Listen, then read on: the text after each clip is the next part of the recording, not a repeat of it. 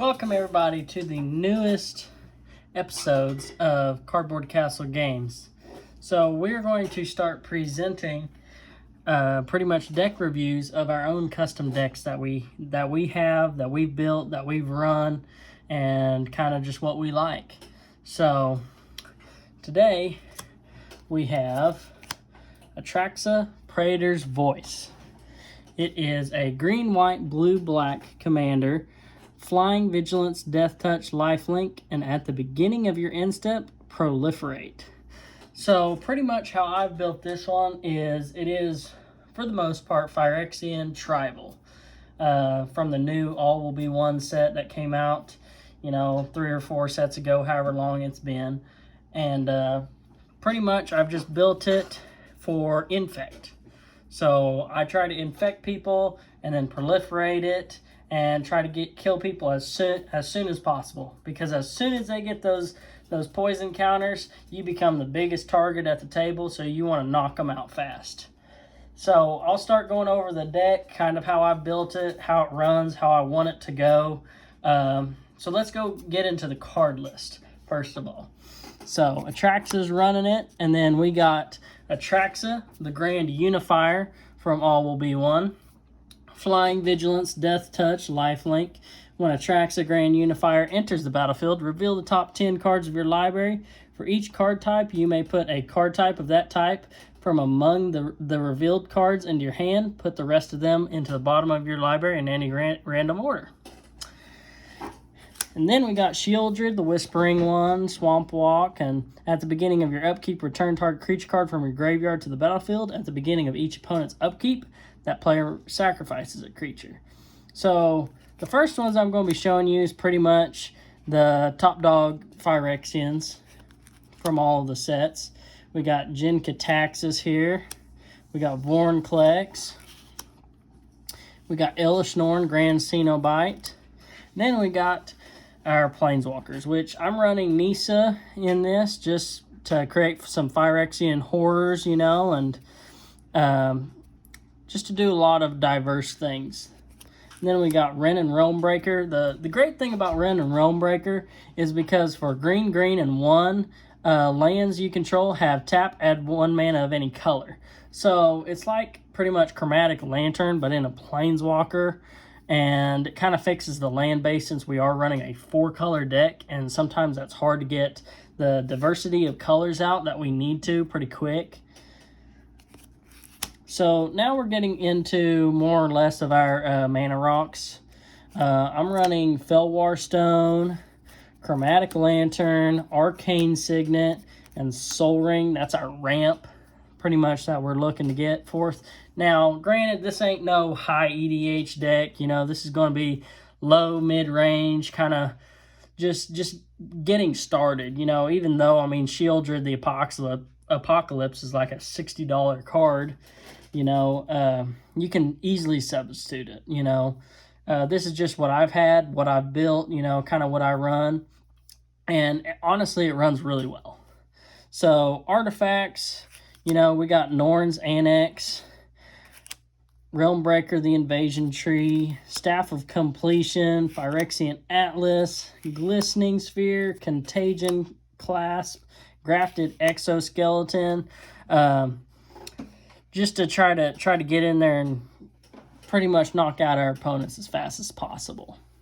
So for creatures now, granted, it's mostly Phyrexian Tribal. I do have some Hydras in here just because of the +1/+1 counters. I can proliferate them and make them bigger. So we got Mana Gorger Hydra, Necron Rot Priest, Branch Blight Stalker, Blight Belly Rat, which this is really good because whenever it dies, it proliferates. So you can nuke it yourself and proliferate on your opponents, add a poison counter to everybody. Phyrexian Vindicator, Canker Bloom, which is another one. I like to tap the one, sacrifice it, and proliferate. See, that's the great thing about All Will Be One, is they came out with a lot of proliferate mechanics in the green, in the blue, in the black, and so running this with Infect, it just expanded the horizons to how you can knock out a player as fast as possible. So we got Copper Longlegs, Pelucranos Reborn, Hero's Bane, Contagious Vorak, Neverwinter Hydra, Phyrexian Obliterator.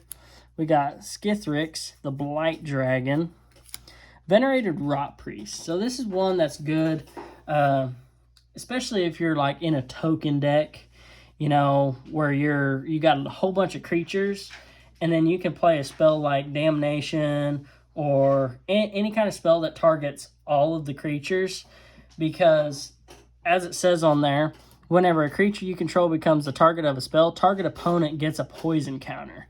So you pretty much only have to have 30 creatures on the field and play a spell that targets them all.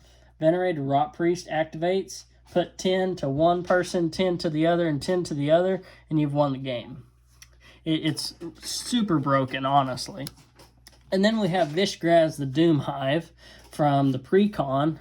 Super, super beefy creature. I mean, he can get out of hand really fast. I ran him as Voltron, and he was really good, but I broke it all apart to build this one because I pulled the Atraxa Praetor's voice, and I was like, I'm doing it. This is what I want to do. So then we have Venomous Brutalizer, Evolution Sage, Landfall. Whenever a land enters the battlefield under your control, proliferate. Youch. You already have, you know, say each of your opponents already have 3 poison counters, and then you play a Cultivate or Kodama's Reach, you know, something like that, where you can, you know, get out some more lands, or, you know, get more lands in your hand because you're mid-game. So, really good. Tyrannix Atrocity, Norn's Choirmaster. Whenever a commander you control enters the battlefield or attacks, proliferate. And then we have Adaptive Spore Singer. Just there's a whole bunch of proliferate in here. Honestly, that's the main goal of it, is to get them infected, which is perfect with Icor Rats, because whenever it enters the battlefield, each player gets a poison counter. Even though you get a poison counter, it really don't matter, because when you proliferate, you're choosing your counters and where they go. So you'll just from there be able to proliferate almost the rest of the game. I mean, I've won turn 6, you know, with this before, and it just runs really, really well.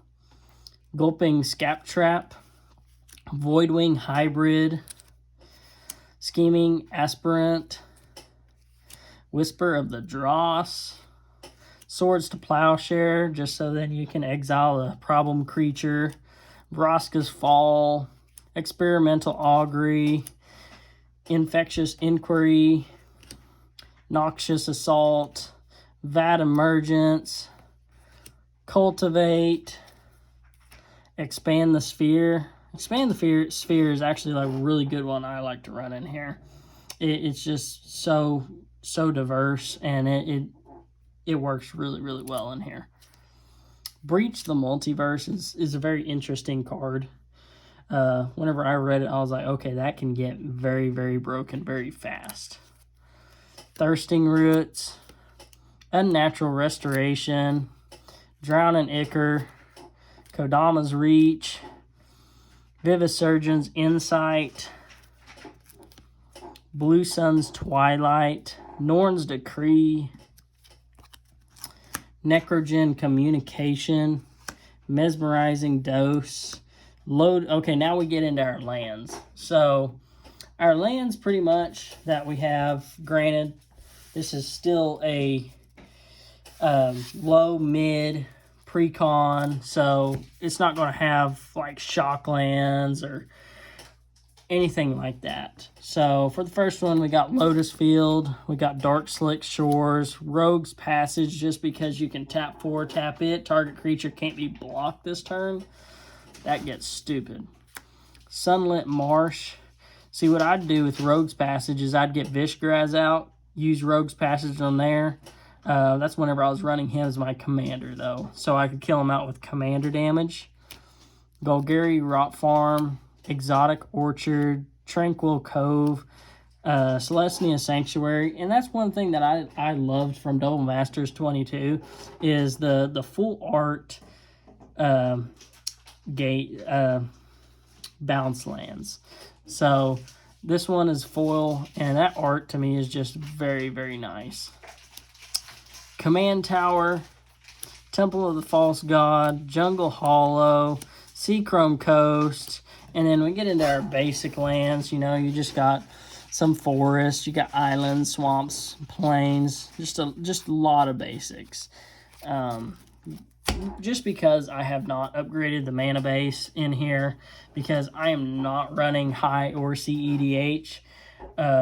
Granted, I do have a high and a CDH deck that we will be doing later in the series. I just pretty much wanted to come out with this one and show y'all how I want it to run.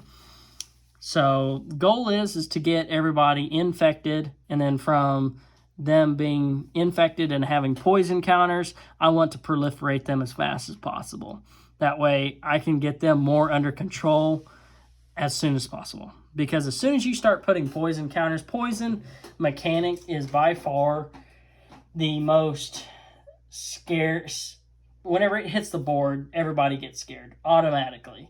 They're just like, oh my gosh, they need to die first, because it's no longer going to take 40 or even 21 with commander damage to kill me. It's now 10. That's all it takes is 10, and I'm out of the game. And that can happen super fly fast, especially with Venerated Rock Priest and for Pete's sake, the proliferating.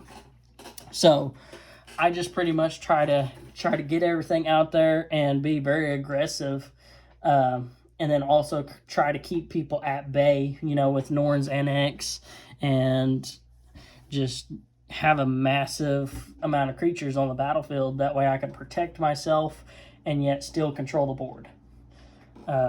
Elish Norn Grand Cenobite is very, very good for that. The Whispering Shieldred, the Whispering one's really good at that too. Just trying to control the board, keep everybody under wraps, while just so then you can have enough time to proliferate them out. And the spells, the instant sorceries, and your creatures that proliferate, that's your main goal of how you're going to get there. You sack them as soon as you can get as much value. As soon as everybody has it, poison counters on them, you sack them, get them out of the way, send them to the graveyard. That way you can get as much value out of them as possible. So anyways, thank y'all for watching. Granted, this is the first episode of many that we will have.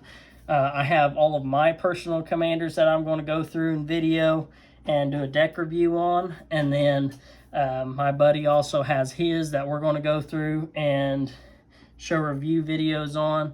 And then if y'all have any kind of decks that y'all want me to review, just comment down below and give us a like and follow.